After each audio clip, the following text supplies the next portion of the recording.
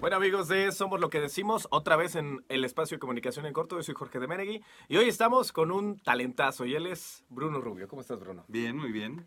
Muy contento de estar aquí. Muchas gracias por la invitación. No, igualmente. Yo, de hecho, ya tenía tiempo que sabía de la existencia de Bruno, pero no lo conocía.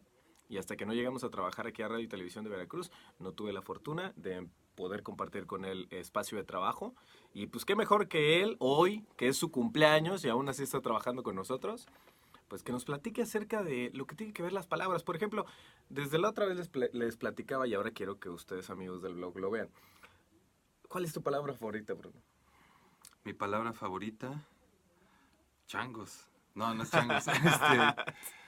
No, pues creo que no tengo una palabra favorita. Creo que, ¿Tienes muchas? sí, pues tengo una zona de palabras que me gustan.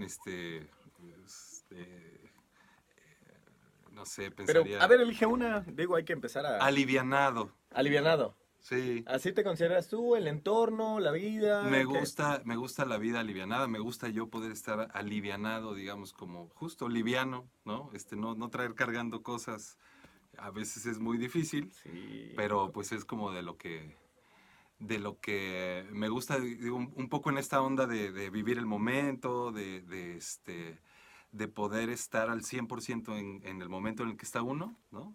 Entonces creo que para eso hay que estar alivianado, hay que estar ligero Hay de que estar equipaje, ligero. ¿no? Bueno, Bruno, platícale a la gente dónde has trabajado, a qué te dedicas actualmente.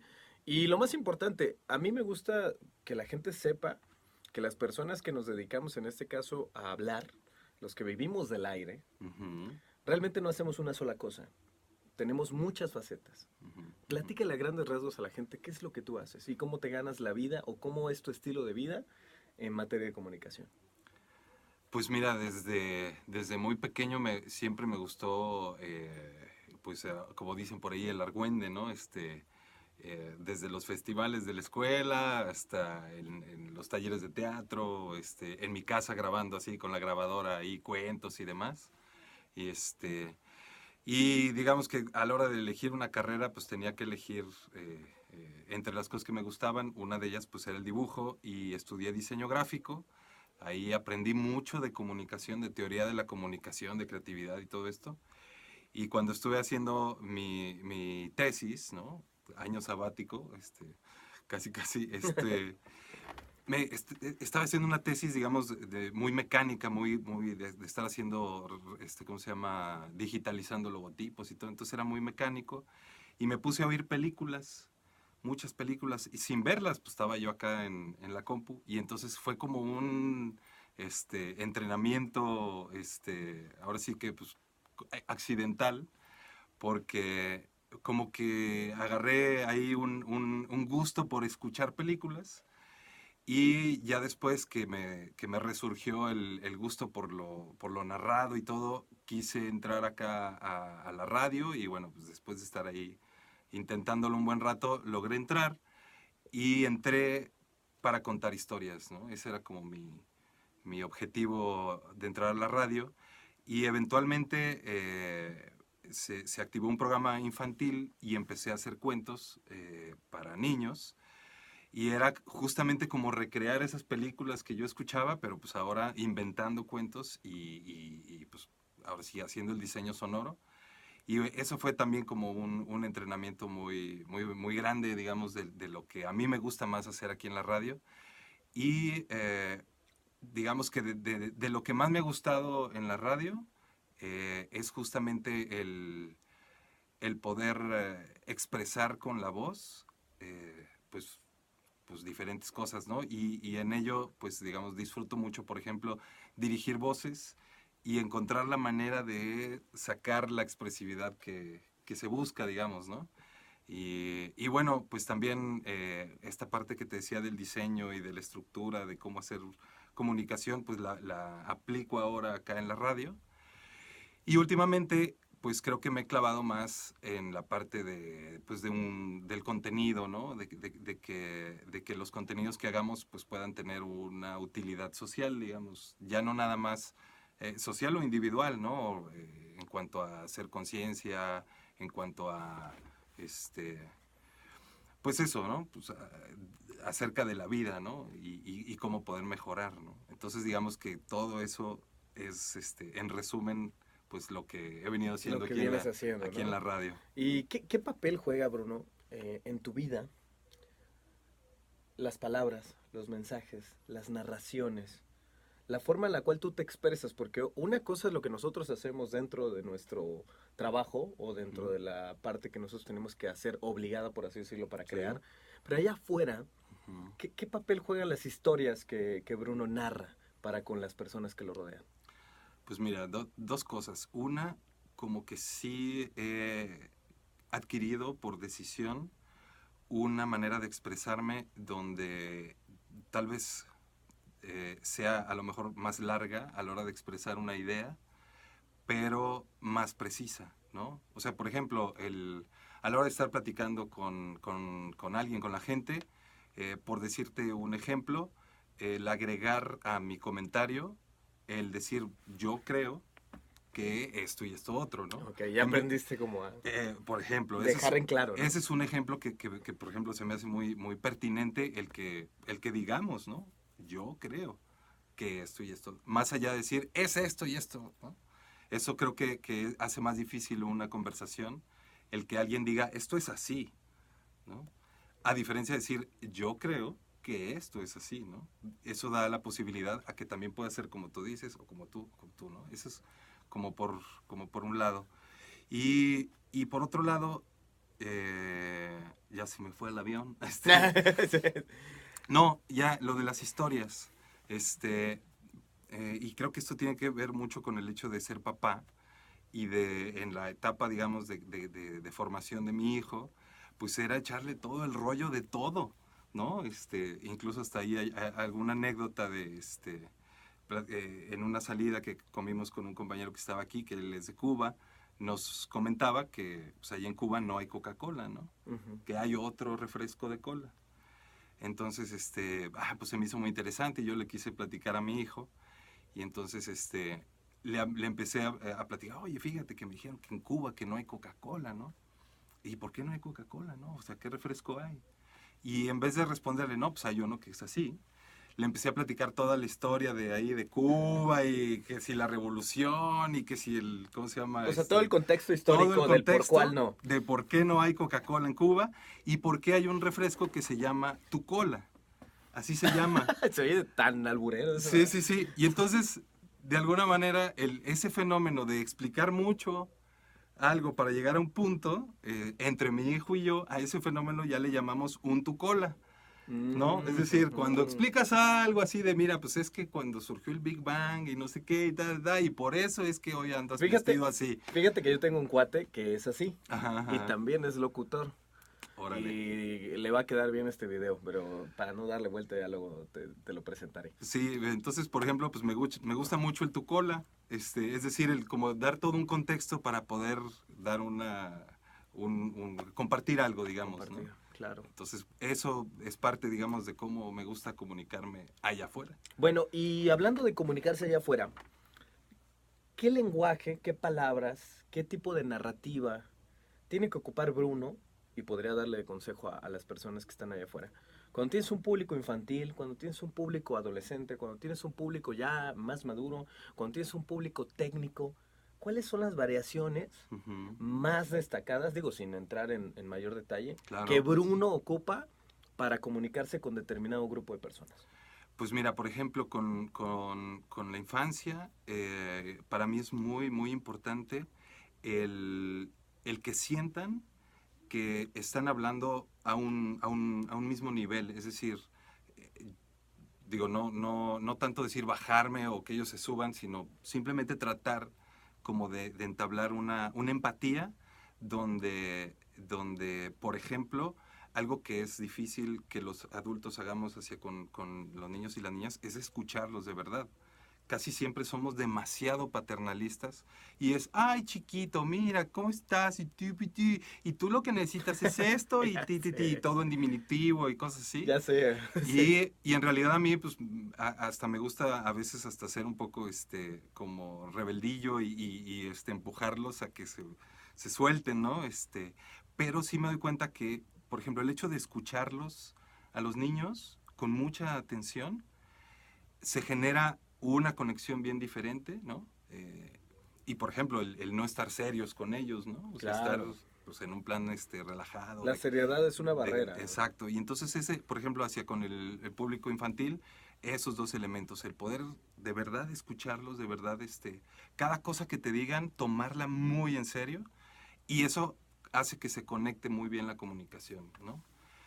Con los adolescentes, pues ahí, por ejemplo, el reto es un poco más difícil porque para captar su atención, eh, justamente recuerdo usar elementos justo de romper reglas, de ser rebeldes, como de romper ideas, de romper estereotipos. Eso yo me doy cuenta que a las y los adolescentes les resulta muy, muy atractivo, y el mismo fenómeno Claro. hacia con los niños, de verdad escucharlos y y también el humor, por ejemplo, con las personas adolescentes es clave, ¿no? Ya con los adultos, pues creo que ya estamos como mucho más maleados, y pues ahí creo que más bien depende el grupo en el que esté uno, ¿no?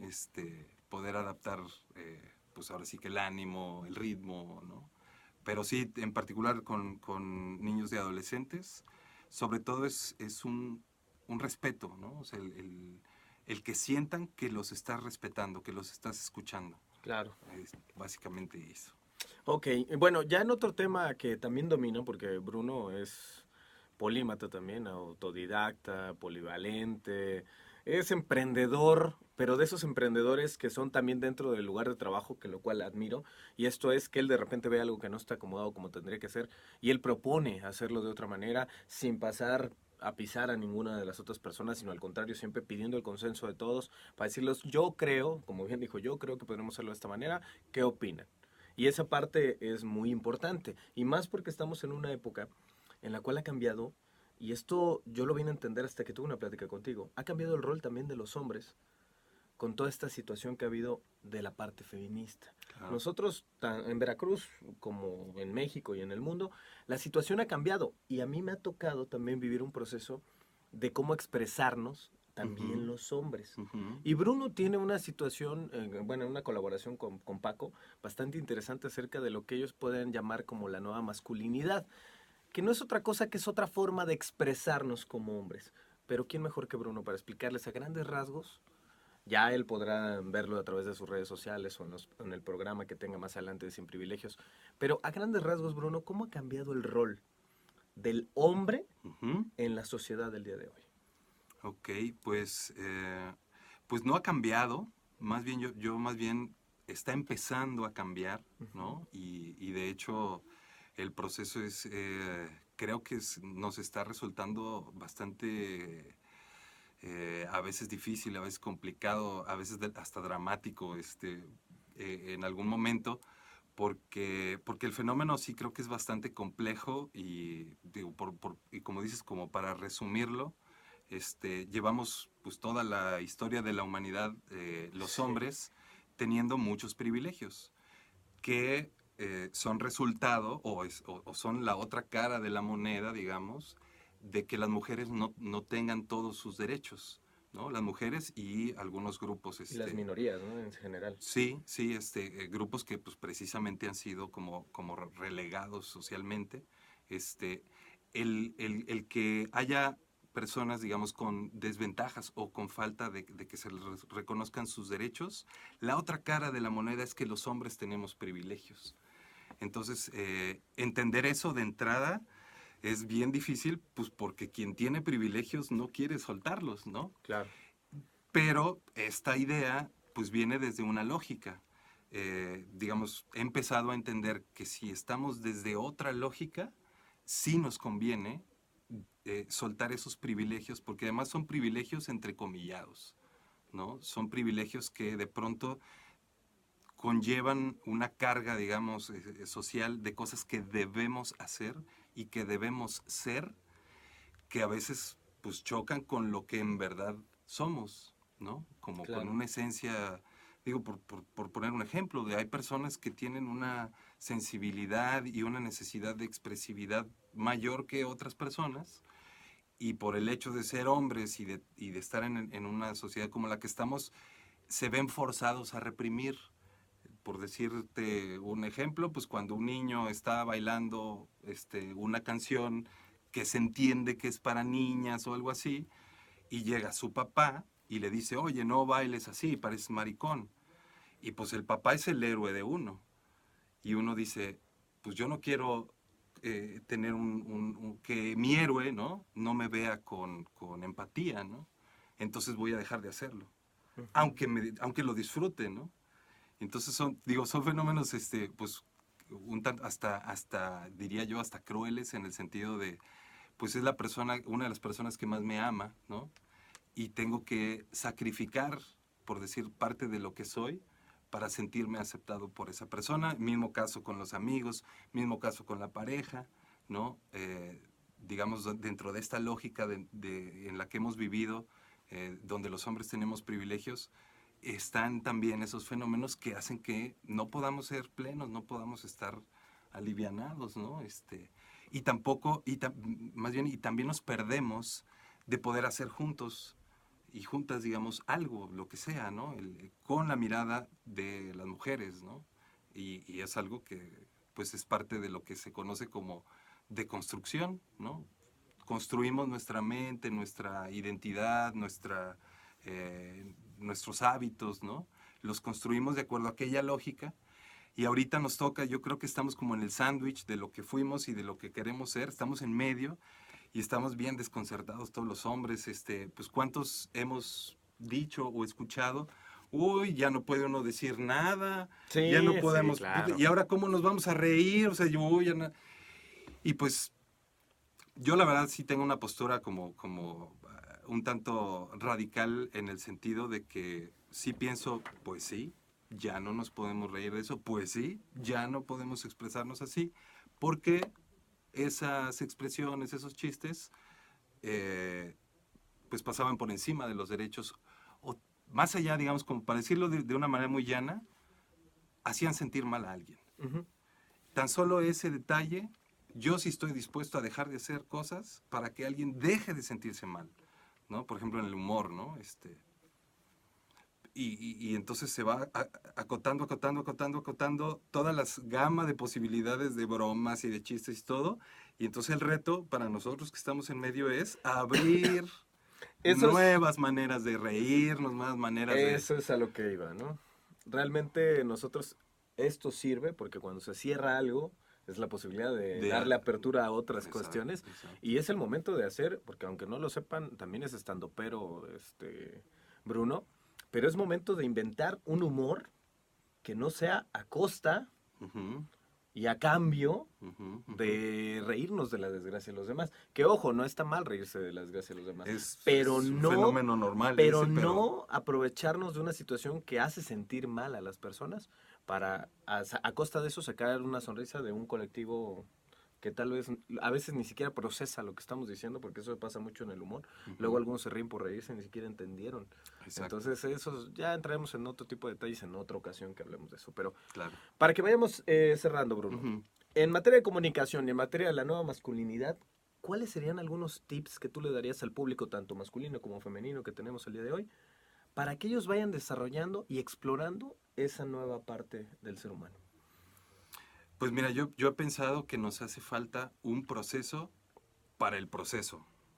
Es decir, si el proceso es de construirnos, si el proceso es trabajar juntos, hombres y mujeres, pero venimos de una lógica donde no era lógico, creo que hace falta, si no antes, por lo menos al mismo tiempo, el justamente como inventar zonas neutrales, ¿no? Donde podamos encontrarnos, Converger, ¿no? converger, ¿no? Por decirte algo, el caso del músico cantante de Botellita de Jerez Ah, sí. que se suicidó, Armando. digamos, en un contexto de una denuncia anónima del Me Too y todo esto, surgen, digamos, como muchas emociones, muchas posturas, y entonces, por ejemplo, un caso como ese, creo que es un buen ejemplo para decir, a ver, a mí me hace sentir muy mal esto que sucedió, ¿no? Y creo que es muy injusto, ¿no? Por ejemplo, del lado de los hombres. Eh, y entonces quiero decir no a aquello que yo entiendo que generó este evento, ¿no? Entonces es como decir, a ver, antes de soltar el sombrerazo, ¿no? Pues es informarnos sobre todo un contexto, eh, no solo el general, sino también el particular, para entonces decir, ok, ya tengo esta información, más lo que yo siento y mi propio criterio, y entonces sigue, creo, la otra parte que es verter mi opinión, pero ya no desde el ataque, ¿no? Sino desde un yo creo esto y es más, sumarle el yo propongo esto, Ajá. ¿no? Y del lado de las mujeres igual.